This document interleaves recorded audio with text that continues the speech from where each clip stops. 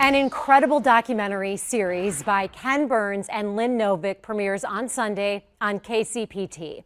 Last week, I had the chance to meet the two filmmakers to talk about their 10-part series on the Vietnam War and also talk with some really talented student filmmakers who won a contest to have their films screened by Burns and Novick. We all know that there was an effect called Ken Burns effect. I'm pretty darn excited, yeah. Amy Pan, a sophomore at Barstow, and Ben Hume, a Lee Summit West senior, are giddy learning they're about to meet legendary filmmakers Ken Burns and Lynn Novick. It was fought in the White House and in the halls of Congress, in America's streets and colleges and living rooms. And we continue to ask, what happened?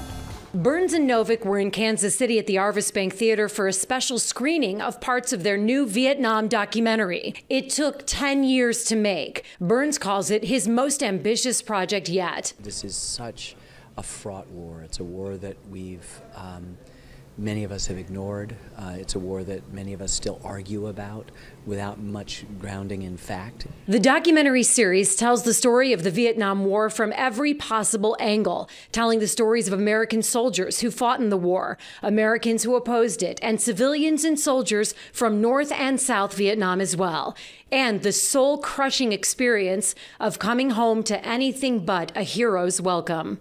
The focus should not have been on the soldiers. It wasn't their fault by any means. Right. The policymakers sent them there. But now that we can kind of maybe understand that better, perhaps this generation can find some way to stand together. Exactly.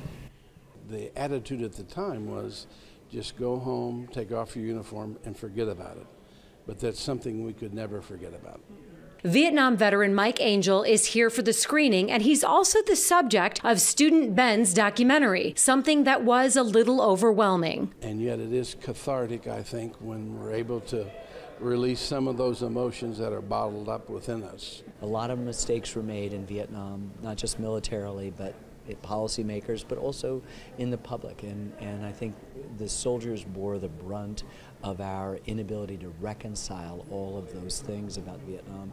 And we want to sort of lift the burden. We want to say, in a way, welcome home. And here's a more complicated, but we think a more interesting and a fairer story. And I think people can find, if not closure, as one of our veterans said, then a little peace.